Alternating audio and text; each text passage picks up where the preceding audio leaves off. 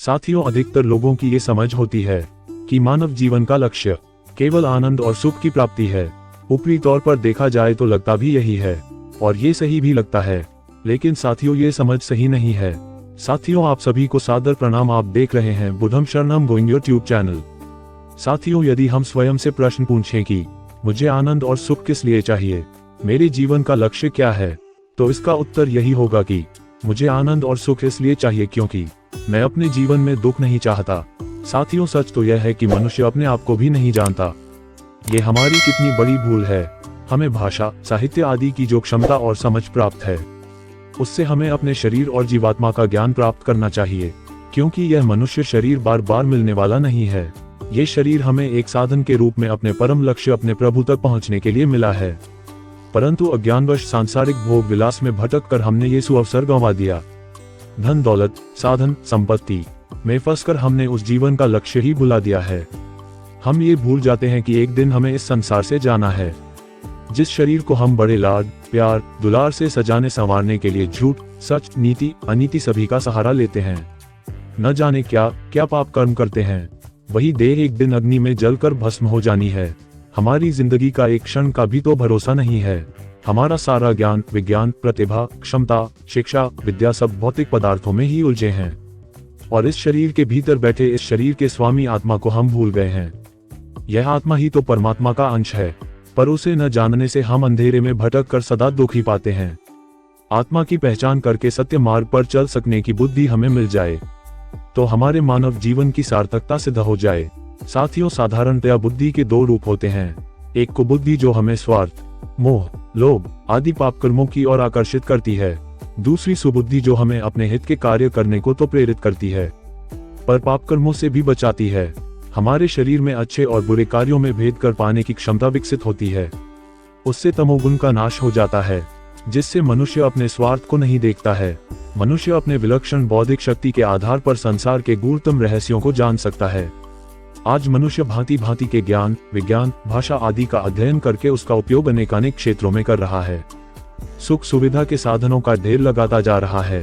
स्थिति यह है कि एक बटन दबाने मात्र से संसार के किसी भी कोने में से कोई भी कार्य संपन्न कर सकना संभव हो गया है। मनुष्य अपनी इस उपलब्धि पर स्वयं को परमात्मा से भी बड़ा समझने की मूर्खता तक करने लगा है। पर क्या इसीलिए हमें यह मानव शरीर प्राप्त हुआ है? क्या यही इस बुद्धि का उपयोग है? क्या यही जीवन का लक्ष्य है?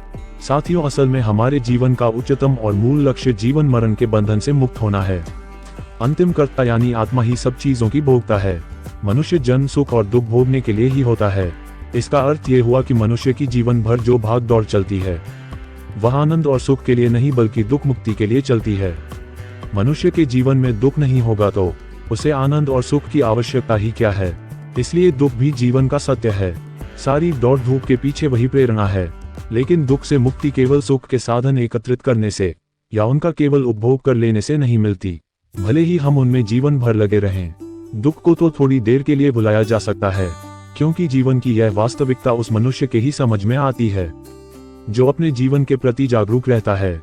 जिसके जितनी जल्दी यह समझ में आएगा, वह उतनी जल्दी दुख मुक्ति के लिए प्रयत्न शुरू कर देगा। जिंदगी अपने आप में एक लक्ष्य है जो हमें मिला हुआ है।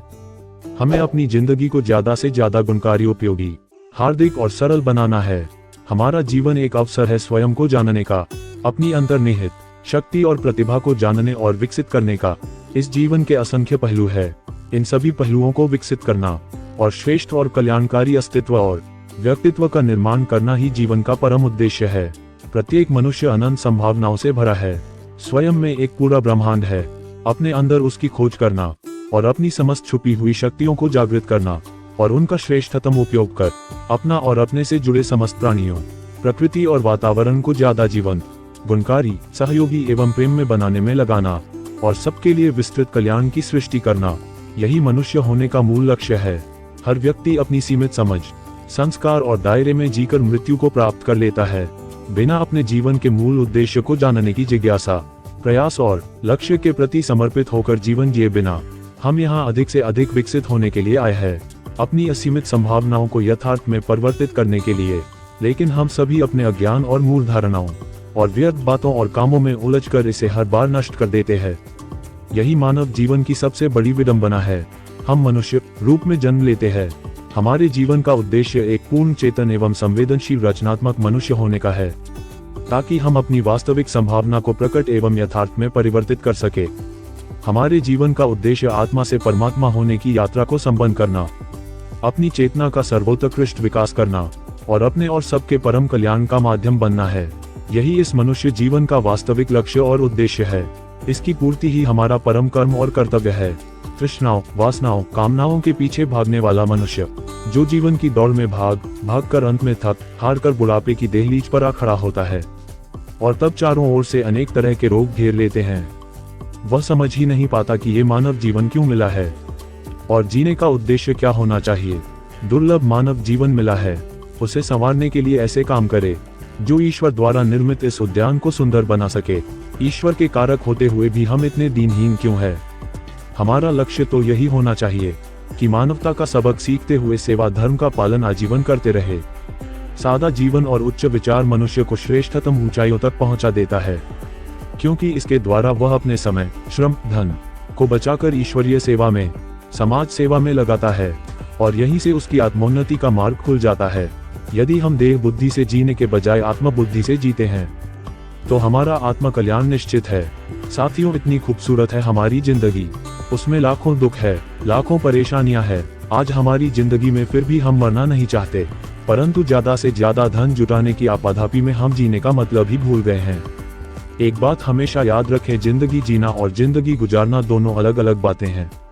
जिंदगी तो पशु भी गुजार लेते हैं, मगर हम इंसान हैं। हमारी जिंदगी का कोई ना कोई मकसद होना चाहिए, क्योंकि ईश्वर दुनिया की कोई भी चीज बिना मकसद के नहीं बनाता। हर चीज के सृजन के पीछे ईश्वर का कोई ना कोई मकसद होता है। ईश्वर ने हमसे पहले इस दुनिया को बनाया था, फिर उसने हमें बनाया और हमें इसलिए बनाया ताकि हम इस खूबसूरत दुनिया को और भी खूबसूरत और भी बेहतर बनाने में ईश्वर का सहयोग करें। आओ इस ओर अग्रसर हो और अपना जीवन सार्थक करें। वीडियो अच्छी लगी हो तो चैनल को सब्सक्राइब और लाइक करें। फिर मिलते हैं एक नई वीडियो में।